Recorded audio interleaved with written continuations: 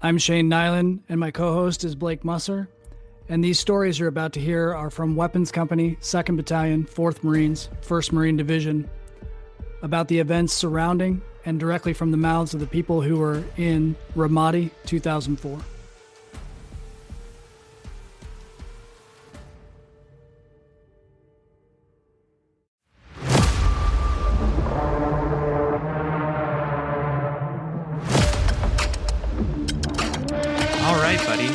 We start with having you do a quick introduction for yourself. Tell us your name, what rank you were in Ramadi in 2004, and your primary job over there. I'm Jaime Rocha. I was a lance corporal at the time of Ramadi, and I was a team leader for with who? It tells you it's been so long. I want to say Sledgehammer, baby. Yeah, well, yeah, but I don't even know who was over me. I think it was like Reeves or somebody. I don't remember, to tell you the truth. You're in my truck a lot. Huh? You're in my truck a lot, right? Too. Yeah, we didn't really have set truck teams. I mean, it changed depending on the mission. But I know you rolled out with Reeves a lot, and you rolled out with me. Yeah, and with Gwizdak and Stadelman, Warth. So I was just a team leader. I was actually their team leader, Warth, Gwizdak, and Wolf. There you go. Leader, so. No, that's Wolf. I haven't heard that name in a long time. Wolf. Yeah. Yeah. He's in Ohio, I think. But is he? Funny story, just real quick. I went to the 2-4 association reunion a few months ago. I'm sorry. Yeah. And some of his boots were there. And, really? And they knew that I was his senior Marine. They kept asking all these questions about him, like, how was he? Because he was real hard with us, or I was like, Wolf? Are we talking about the same Wolf, right? Like the one that was real timid with me and like scared and wouldn't speak up. And they're like, oh yeah, like he kept to himself, but everyone was kind of like, don't really talk to the guy. Whatever. I was like, why? He was the sweetest guy you ever meet. Like, that was funny. But did you pick up those rockers there? Yeah. Did you pick up those chevrons? You turned into a different person. I guess so. Yeah, I think he was a sergeant or a corporal. I'm not too sure. Like after I got out, but I mean, he picked up. So that was cool of him. So let's start at the beginning. What do you remember of getting over to Ramadi? I remember being on remember how we flew over there? Was it like a 46 or something, or a 52? I don't know what it was, but it was the worst flight ever. We're all sitting in our gear with our guns facing down, and it was like a damn near 18-hour flight, and then we stopped in Jersey, and the plane messed up, and we circled back around, and we had to stay in Jersey for like 3-4 days or however long it was. I can't remember. It was snowing over there. Yeah. I still got pictures of that. And then we finally get there, and then we get to Kuwait to acclimatize, and then pretty much bust into Ramadi a month later. That was the worst way to go. Yeah. Actually, going back to the Jersey piece, when you said the snowing, I forgot about that part. And the snowing, the reason why what I remembered of that is there was a handful of guys that had never seen snow before. Yeah, I was one of them. Yeah. Okay. South Texas, we don't snow over here. Well, I just got 13 inches yesterday, and so I'm used to. My relationship with snow is a little bit different, so I thought that always struck me. Like it got to a number of you guys that were like, "What is this stuff?" Yeah, no, it got to 52 degrees over here, and I'm freezing my ass off. Dude, that's crazy. You had to deploy to the Middle East to see snow. That would not be that would have been on the checklist at all.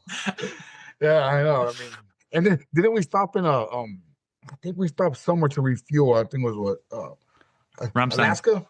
So now Alaska was on the way to Okinawa, but on this particular trip we stopped a couple of times, like you talked about. We stayed in Jersey while they replaced the engine. Then we made a sudden stop in Canada, of all places. And then we flew over and made, I believe, a pit stop in Shannon Air Force Base, if I remember correctly, but we didn't get off the plane. And then we stopped at Ramstein, Germany, where we did get off the plane and went into those little cold-ass metal buildings. I don't know what they were. Yeah, and then we flew into Kuwait.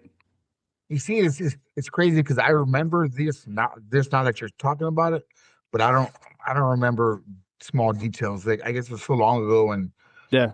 my memory ain't as good as it used to be from all the damn IEDs over there. Yeah. Well, some of our I think Nyland and I have the benefit also of we've been talking to guys, and so some of these memories are Right. more to the forefront because we literally just talked about them, and so our it's not that we have that much better of a memory, but so you're talking about Camp Victory. Do you remember how you got up to Ramadi from Camp Victory? There was a group. We convoyed I want to say we were the ones in the 5-ton trucks, right? I don't know. I went up in one of the earliest convoys, and I was a driver going up. Oh, you drove? No, I was in the back. Yeah, and then then the main element came up separately, and so you guys came up in 5 tons, is what you remember?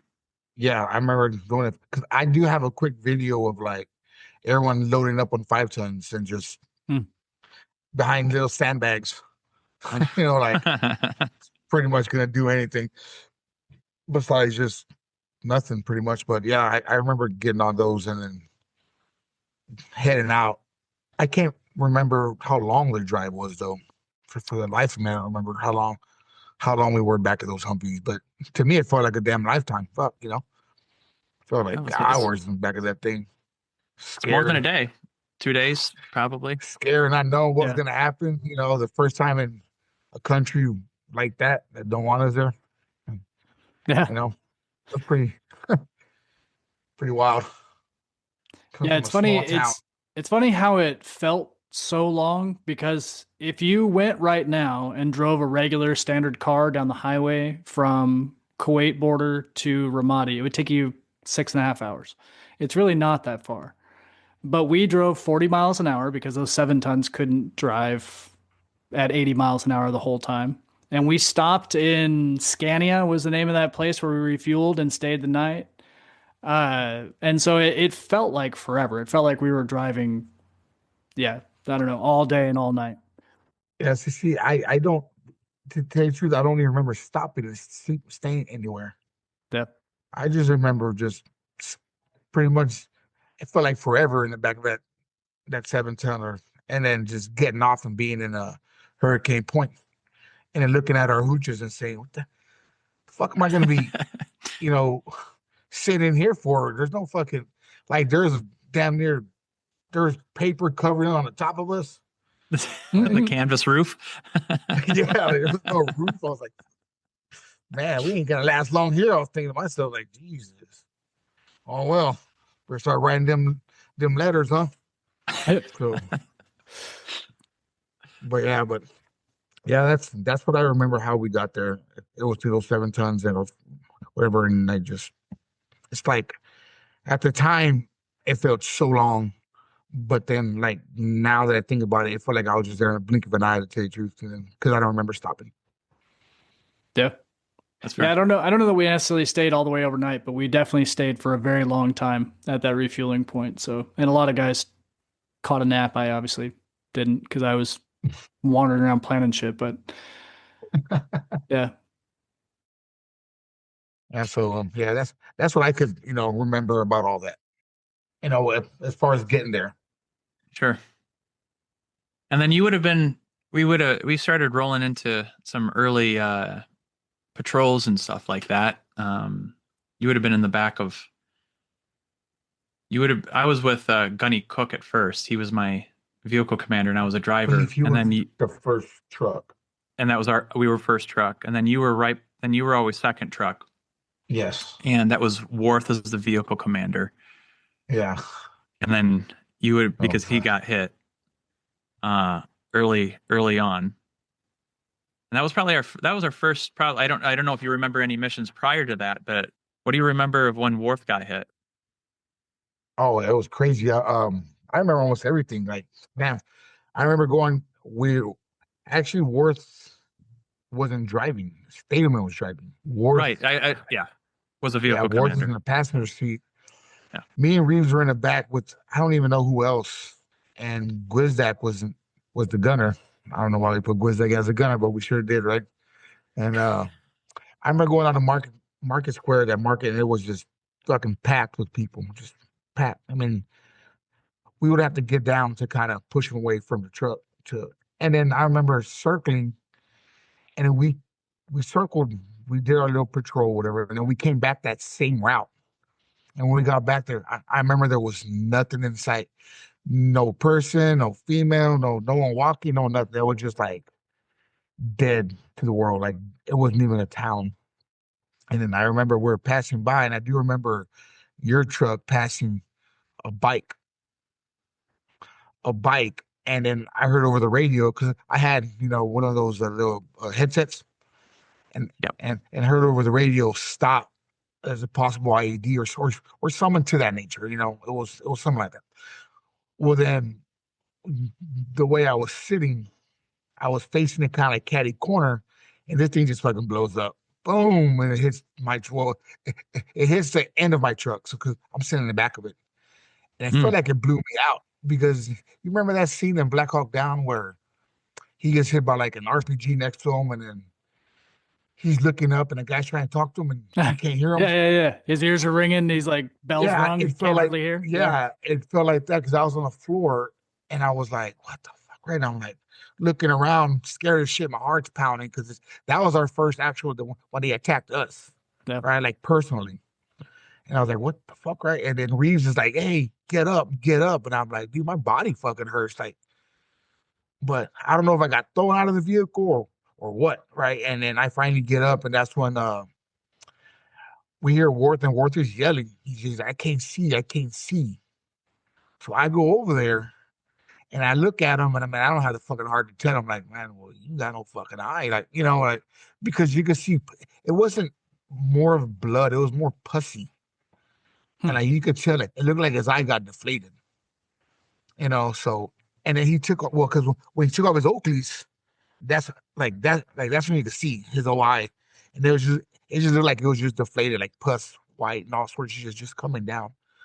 And he's like, "Does it look okay?" And I'm like, I don't know what to tell you, buddy, but I mean, I couldn't tell him, like, you ain't gonna have that fucking eye no more for very long, right? I mean, so, and then I do remember, I think I was with you, Mustard. We we put a security team around our Humvees and stuff, and then they took Gwizdak and Warth out of there because Gwizdak got hit in the face, like he had a big old gash on his cheek. Mm-hmm. All right, and then they took them out of there. They asked me to leave, but I stayed with Musser, and then we ended up going to a school, I think, right, or a building to like search it. Yeah. Mm-hmm. And then we did that, and then as we're coming down, I was like, "Man, my fucking arm hurts." And I think it was you. It was like, "Do you have a fucking metal rod pointing out of it?" And that's when I looked down to my right, and there was like a metal piece hanging on my arm, and then you decided to pull it out, like break it. And I was like, "Oh my God." I said, "Fuck it, I'm gonna die," and it was really nothing, but it was just like, no, it wasn't in nonchalant, just grabs it and breaks it because it was so hot it didn't burn. Yeah, it just made a hole down to my bone, and it wasn't big hole. It was just a fucking hole you could see to my bone.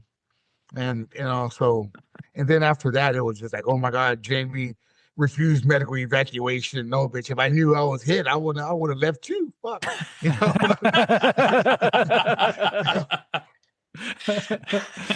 But I'm not a hero. I just didn't know.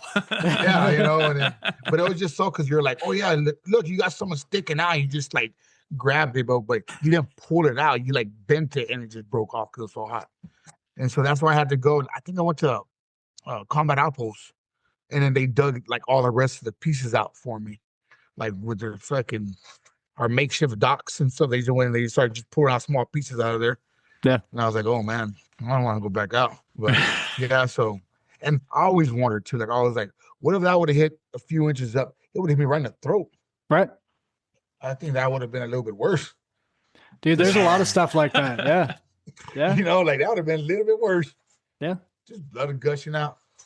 No, there is, and I know you, I mean, I remember a couple of the times that we got hit where it is absolutely, I don't know how we made it out of there, just because it shouldn't have happened. There was that, it was way, this is the one that I always think about that I thought was just wild was we were coming back, and I think you were in my truck on this one, but nevertheless, it was at least 2, if not 3 daisied IEDs that they had buried. It was like 155s, but they buried them too deep. Thank God. Yes. And also, I remember that. And when they popped it, it hit exactly in between the trucks. And so it didn't actually really hit anybody. It knocked Wizdak back. He was on the gun. It knocked him down, but no one really got hurt. And that one I always think about being like, if we were just a little bit more forward, man, that would have been bad news. If they hadn't buried them too deep, because I do remember that, them burying them a little too deep. If they're just a little bit, above ground, either way, if they would have hit between the trucks, they would have messed up some people. Yeah. Oh yeah. Well, that rooster tail that popped for those things I just remember seeing it go straight up, and I was just like, oh man, that was crazy to see. Anyways, it's funny how we could just fucking say fuck and just laugh about it right now, right? But yeah, I guarantee you that happened back then, and you see our faces back then, you would think we're scared little bitches. That was the one that it was you. I took off after the guy. He was out in the middle of the field, and I took off after him. And then you and Wade came behind me. But I must have had an adrenaline dump because I was out. I was not that fast, but I was out ahead of you guys by like 200 feet. Oh, yeah. That's so awesome. Anyways. Yeah, so you got wounded. You got wounded super early then, because we crossed the line of departure on March 6th, and I mean that was the very first vehicle crossed. I don't know when, because there was 2 convoys, so your convoy may have crossed even later than that. And the bike IED that hit your truck was March 20th, so 14 days later. It was our actual. I want to say our first real combat mission. It was the very first one. And after that happened, funny story, right? Because we were talking about Sakaki earlier. Yeah. Right before this happened. Well, me and him got in a fight on ship, a fist fight on ship. Yeah. Like, and of course, Gunny, we're with Gunny Coleman was our, Gunny at the time, right? Well, he got mad at me, blah blah blah. Well, fast forward, we went to Iraq and I got hit, and when I came back to Hurricane Point after getting patched up. He's the first guy I saw. And he comes running to me, gives me a big old hug, and he's like, I'm so glad you're okay. He's like, fuck, you had me worried. And I was thinking to myself, dude, we just got a fist fight not too long ago, man, but appreciate it. Thank you. Like, you know what I mean? That was just, but yeah, it was real early in the deal. That's why I was always so upset that Warth got hurt on our very first mission. Like, it was I want to say, we got there and it was like a week and a half, almost 2 weeks later, he got hurt. Yeah. So it was just like, man. I think until you said that, I had forgotten that, but I think you are correct. I think that might have been our like very first non left seat, right seat from like. Yeah, because like, I know this was we went us. out with, just us by ourselves. It was, well, he was Staff Sergeant at the time, Staff Sergeant Cook. Yeah. And he was leading the whole platoon. And I think Escobar was with us and Reeves, and just the team leaders and the teams, you know what I mean? So it was just like, I want to think now we probably made that mistake of going back the same way we shouldn't have, because we're not supposed to. I mean, like they train you not to go take the same route twice. And I'm thinking that's what we did, because we already passed that point once, and then we turned back around and went down there again, and boom, That was I had part of that was we were still getting used to the city, and I remember Staff Sergeant Cook at the time was very, very aware of not wanting to get lost in the city. Like that was he had me. that was the number one reason why he wanted me to be the driver is he absolutely did not want to get lost in Ramadi for the first couple times until he started getting familiar with the streets. And so if I remember correctly, we were whipping back around because we weren't 100% confident of how the roads were going to come back up. So now for the first 30 days, we had the official maps that were 1 in 25,000 scale. They were so zoomed out, you couldn't see 80% of the roads that were even in Ramadi. All you could see was the major roads. And so if it wasn't Nova or Racetrack or Michigan or Easy Street or any of that, like if it wasn't any of the major ones, it wasn't on there. That's right. And I forgot about that part. And that's why, because I think we had gotten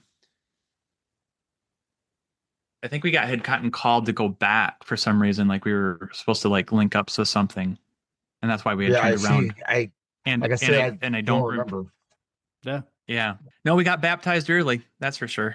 I remember that because that was also when we were holding that right afterwards, when they were consolidating casualties and going to push off to combat outpost. I remember holding the one street, and there's a lot of people coming up that street that we were holding back, and they were throwing rocks at us. Yeah, I remember that. Yeah. I'm glad it was just rocks because. Oh well, I was hoping to throw some 5.56 rounds down there, but Well, that was the hard part. Well, and that was the hard. I remember very, very specifically having to make the decision, and like they're not technically escalating. We need to not engage. Yeah, so that was, but that was hard. That was a very hard decision, especially since we knew that Warth had gotten hurt so bad. That was bad. And then. Yeah, so was I, because Warth was my roommate. Savage was my roommate. Savage was my roommate in Okinawa. Warth was in my roommate, home side, and then back when we got back from Iraq. It was so funny. It was like a quick little story with him where when we got back, we became roommates again. And Warth had that prosthetic glass eye that only moved a little bit. So like when I first saw him, I was like, "Hey, Warth, what's going on?" He gave me a hug, and I was like, "Wait a minute!" I was like, "Fuck!" And he's like, "Don't be staring at my fucking eye." And I'm like, "Look at me!" And he like, I'll move my head, and he would look, and his eye would move just slightly, and then like the other eye would move all the way, and the other one move slightly. I thought that's just too fucking weird, dude. I was like, "You need to take that shit out." Put some, because like he had multiple eyeballs, for like he could just take out and put different colored in, and I'm like, yeah. That's just gross. I told him, "We looking at me no more." Yeah, he's a good guy. I wish I would have kept in touch with him, but 90% of the guys I wish I would have kept in touch with. But no, I feel you on that. There's a couple guys that I'm slowly trying to get. I'm using friends of family. I'm trying to track them down because I kind of remember what hometown they were from and trying to see what I can do to resurrect maybe a conversation. So yeah, that'd be good. I want to hear back, see how they're doing, how they grew up, I guess we want to say, since we're kids back then. No joke. Everything's going. Nine looks good. He don't fucking never aged. Dude, it's because I shaved my head. That's I've always shaved my head. You can't see the gray hair, and you can't get any more bald when you're already bald. So, yeah. So that's what I actually remember. About that day with Warth and the bike. Yeah. It was an ugly time because, like like you said, it was our first mission, and our first mission that someone got hurt. I guess is because. I do remember our first raid. Most of you remember that?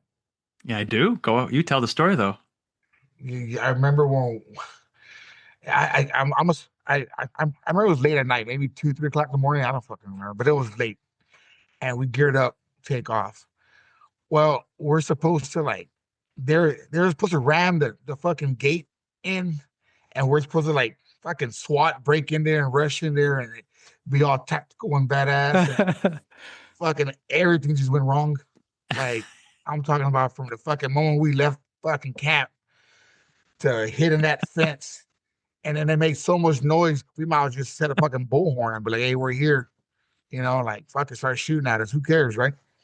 But and then I remember I don't know who it was, Cook or whoever, but he was like, just get on the fucking trucks and start jumping the fucking because it was like a it was like a cement wall or something. I don't know what it was. So we're just jumping over. And the whole time I was thinking to myself, man, if they really want to start picking us off. Yeah, that's the time. Very good way. That's a very good way. And then we just raided the house and tore everything to bits, you know, because we got intel. Found like one AK, you know, an old man was in there, looked like he'd been beaten up by Saddam, you know, like he had bruises all over his back and, you know, scars and stuff. And then he had little prayer beads he was praying on. We felt so bad. And they were all sleeping in one room. We kind of tore up his house a little bit to look for anything. We found nothing. Then come to find out that we got bad intel and we raided a wrong house. I was like, fuck. That was our first raid. And I felt so bad for that old man because he was legit scared. There was like 20 Marines inside his house just walking around like they owned the place. Like, you know what I mean? And pointing guns at everybody and putting the women in one room, the men in one, and, you know, detaining the men. And then, you know, I think the youngest person we took to the detention center was like 15 or 16. Like, yeah, I have like my daughter's 17. Imagine 16-year-old being taken by a bunch of Marines with M16s and, you know, fucking guys just wearing face masks because they just think they're fucking cool, just scaring people. I mean, fuck, man, you know, like, I always feel bad about that. I mean, and we raided a bunch of houses over there. Remember right. Mustard? Oh no, that one always stuck with me. No, that one in particular. I remember Do you remember it? That's kind of like the same way because that's what I kind of remember. No, I think you did a great. That was the only thing that I would add is I remember after. I think that's the one that we never got rammed it open. And when it was you and I, there was a couple of us that got over the first, and I went over to the gate to try to unlock the gate so everybody else could get in, but we had rammed it enough that it was jammed so we had our backs towards them, like we like. Yeah. I mean, and I also remember when we were first getting in there, we were trying to be all, like you said, tactical, but we didn't like. There's no depth perception with NVGs, and so finally, I remember I don't know who was with me, but there was another guy, and I was like, "Take these off and turn on the lights," and I was just ended up flipping on the lights just so we could see. And I was like, this is, I'm not going to get shot because I've never trained with NVGs on. Yeah. And so, yeah, but it was like, man, that was funny. Like, I mean, it was funny now, but like, I feel bad for the family because they really had nothing to do with it. And that was something that I did try to take whenever we did do the raids was, you know, although, go in there believing that there's bad guys, and we did get into some scuffles because there was some bad guys sometimes. Yeah, I mean, there was. I mean, but I always tried to be at least respectful to the women and the kids and stuff like that. And actually, as a crazy side note, years later, when I was living in DC, I would do talks at the schools about being in the military and stuff like that. And it was like, this is 2011 maybe. And I go to a school and I'm doing my spiel, and this girl raises her hand in the back of the class and she said, when were you over there? And I said 2004. She said, we're in Ramadi. She said, and yeah, and she's like, actually, I think I remember you. You said your name's Musser.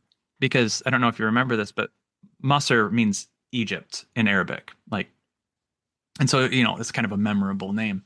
And she actually remembered me because we had done a raid at her house and had taken her uncle. And I was like, oh shit, this is, you know, like that's intense to have this conversation in the classroom. You know, like there's a bunch of juniors and stuff like that. What are you doing here now?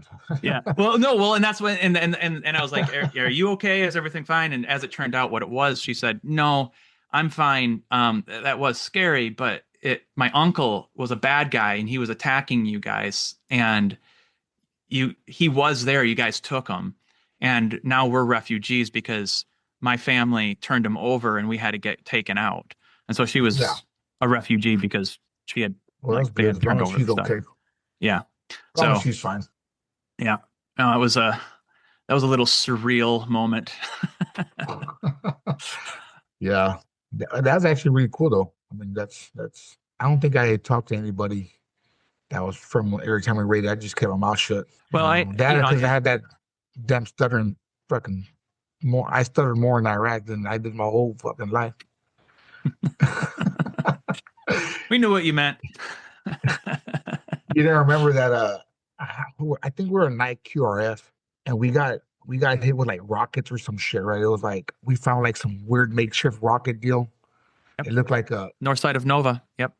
Yeah. The angle iron. You're talking about the one that's the angle iron that they had welded together. Yeah. Yeah. And like I remember always we were looking for the guy, so we're like scattered, and we're walking down like some kind of grassy knoll area. Like it was grassy. And they gave me the radio, and I was running next to Escalate because Escalate was driving a truck, and I was trying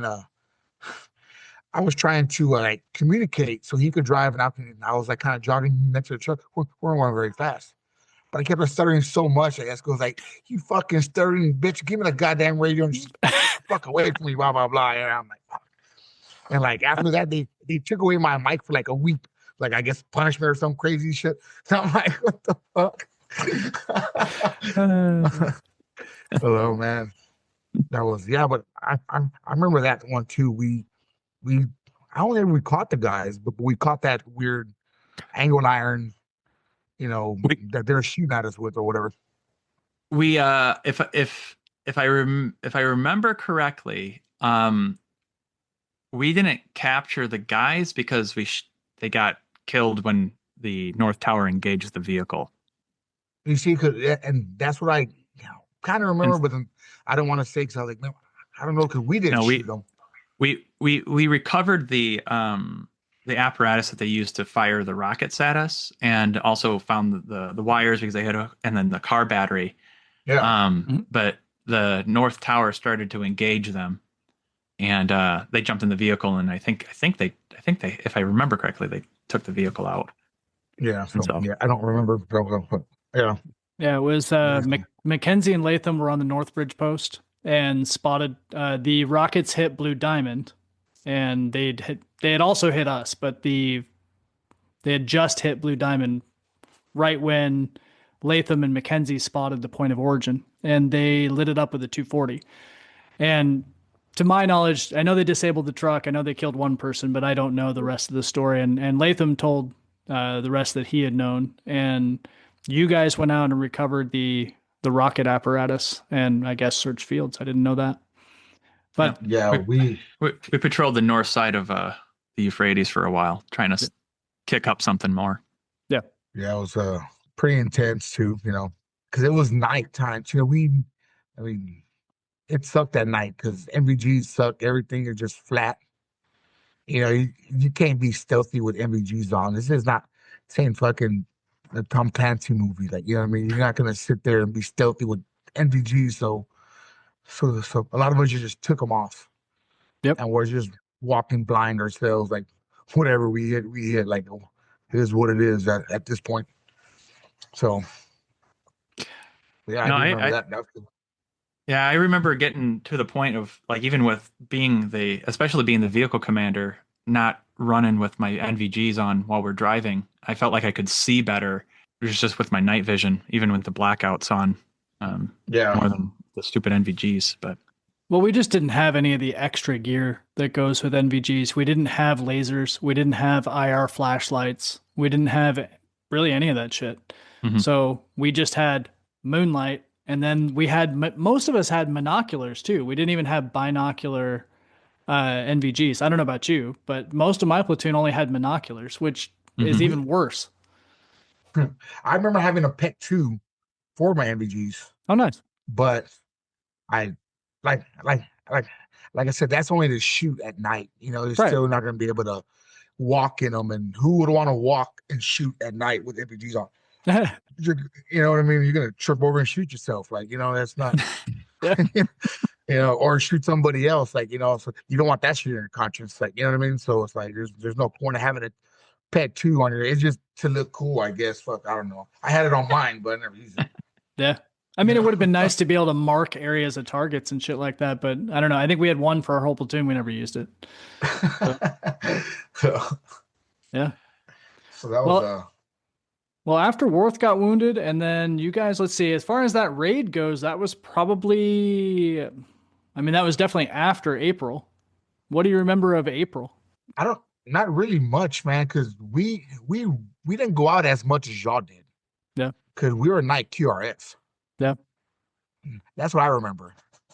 Well, I remember a lot of us went out, but a lot of us went out in separate times.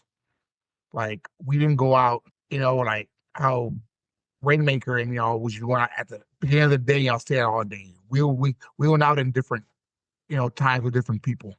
Because we were, like I said, night QRF at the time. So we would go out a little bit here. I think I went out on the 7th with like Cook and McLeod. Okay. We were just for clarity, if you're talking specifically about like the 4th, 5th, 6th, that the Battle of Ramadi, we were on camp guard during that. Yeah. Okay. There it is. During that endeavor. And so I know that first day, none of us went out, but I know a lot of you guys got grabbed for the other days.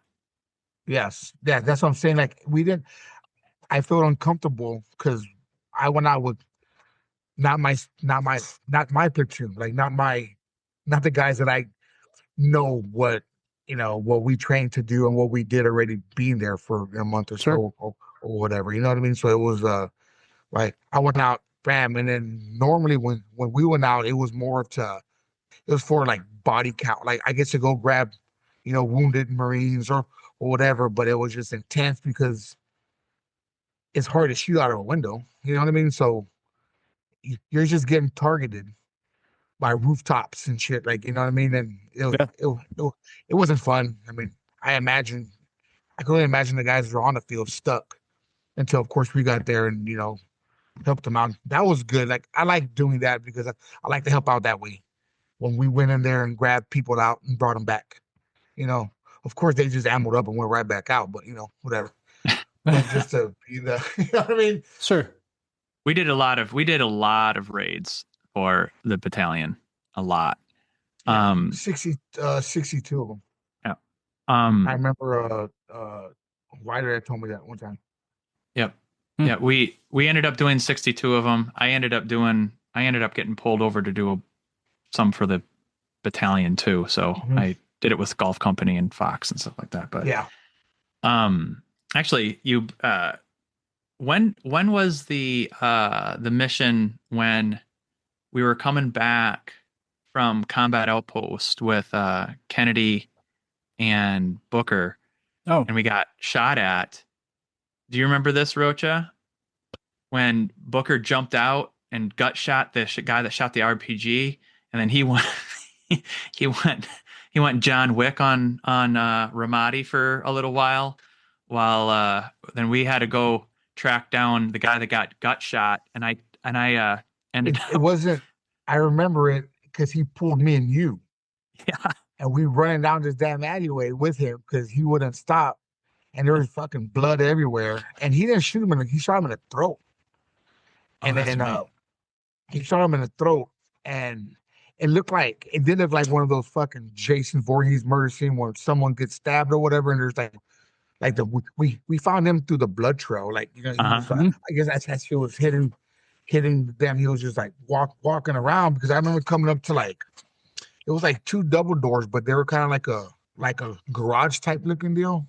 And then when we go in there, he's on the floor huddled up on the side, like holding it, and it's still gushing out blood. And Sergeant Major's like, this is the last thing you're gonna see is my ugly face or my ugly mug or some shit like that. And we're just standing over him, and they're calling the doc.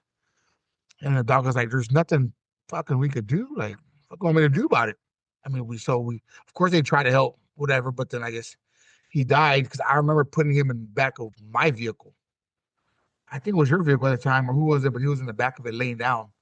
I don't know whose It vehicle it wasn't was. mine, but And I was like, man, I don't want to sit back there with him because that was the first real casualty that we actually saw that I saw. And they put on face up looking at us. And I'm like, his eyes didn't even close. Like, what? I don't want him looking at me. So I kept on looking down, looking at him, but I was like trying not to because I don't want him to jump up like a fucking zombie. I was so scared at the time. You know what I mean? So, Yeah, that was pretty know, early in the deployment too. That was April 1st. I yeah, remember there was a bunch of April Fool's jokes about it too, but they also, it's in that unremitting book as well. They tell the story, but they forget to put in the part about 81s being there and that's pulling security and making sure the sergeant major doesn't get killed.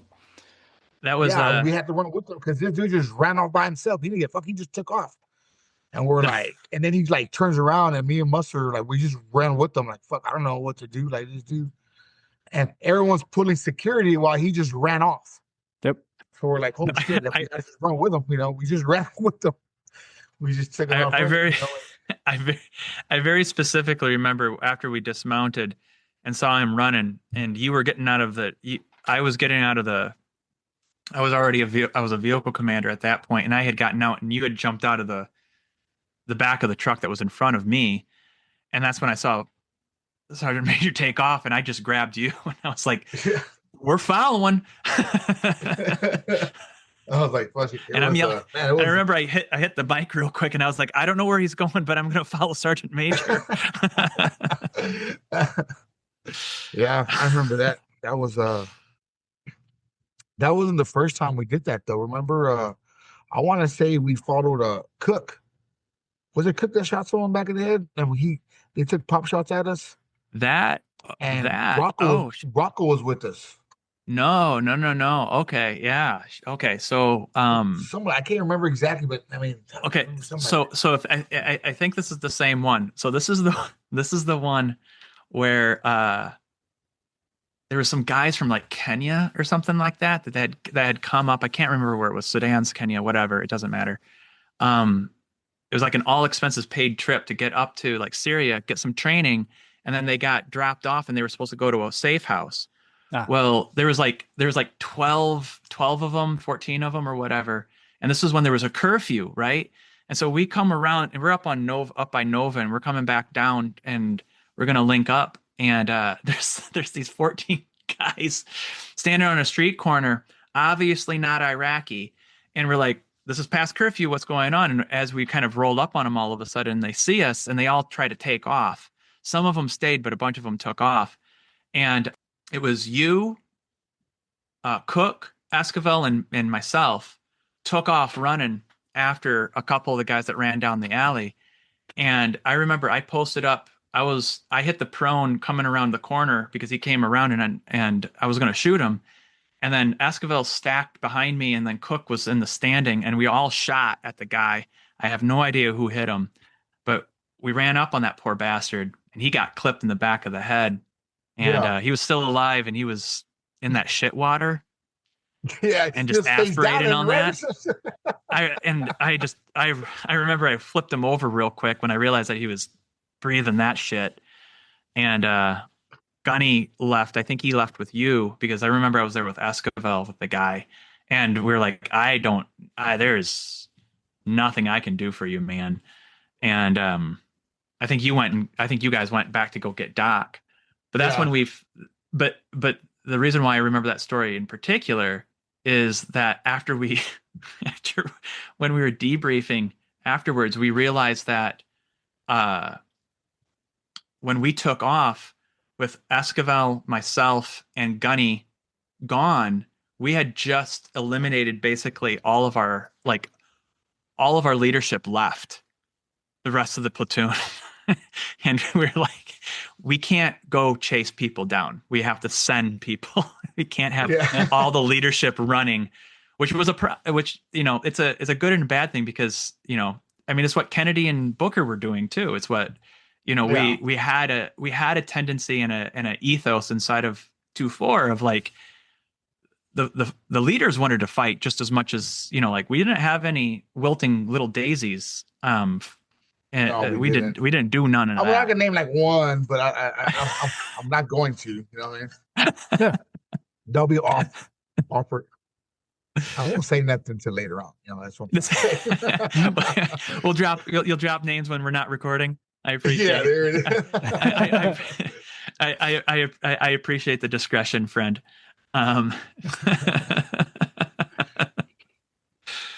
Yeah, so that was I remember those two, and then I want to say I kind of remember me and you chasing someone too. And jumped off like the second floor. I don't remember like. Are you talking about when you and I got separated? Yes. Yeah. What was he doing? We're doing a raid. I don't remember. Yeah. I just remember running down alley with you. You're like, hey, what the fuck? We're by ourselves. Oh shit. We're like a few blocks down. We don't know what the fuck is going on. No, that's one of my more vivid memories, buddy. So that one was we were doing a huge coordinated hit on a mosque.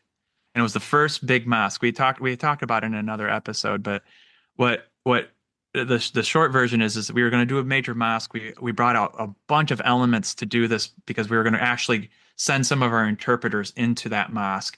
And we had a guy with a video camera and was one of the interpreters. And something happened, and I don't remember. Well, the guy inside the mosque shot, and there was a bunch of pandemonium happened there. But there was a guy that we started chasing for some reason, and I don't remember why we were chasing him down, but it was the same night. And he was just outside of our ability to grab. Like, he was only a few feet, and we chased this guy for fucking ever. And we jumped like one or two walls. Like, It wasn't just down alleys. We had jumped. I remember boosting up over a wall, and I jumped over the wall, and then we jumped over another one. And we thought he went into this house. And so we kicked down the door, went into the house. And I remember we got up on top of the roof of the place. And all of a sudden I was like, fuck, I don't know where we're at. And we're really far away. And we were outside of comm too, because those little stupid squad mics only went like 4 feet. And so I remember looking at you and being like, we're in danger. Like, we're gonna, like, we need to be very quiet.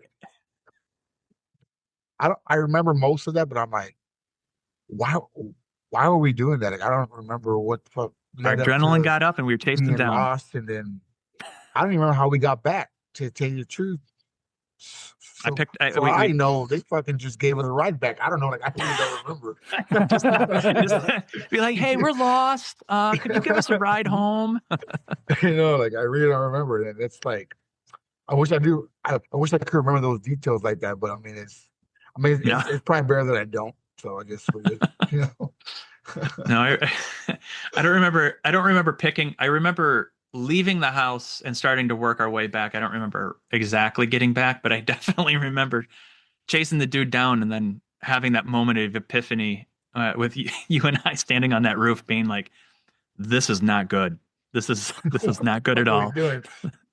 22-year-olds, 23-year-olds, like, man, we're lost in a fucking different country in Ramadi. Fuck, what's going on around here? That's too funny. So that was good. That was a good little story. I actually forgot about that until you told me about that last year at the reunion. Oh, and I was like, oh shit. Oh, and it just like kind of came back a little bit. Oh, fucking did. Oh man. That was good. I liked it. If you like what you've heard, this is a multi-part episode. Make sure you listen to the rest of the story.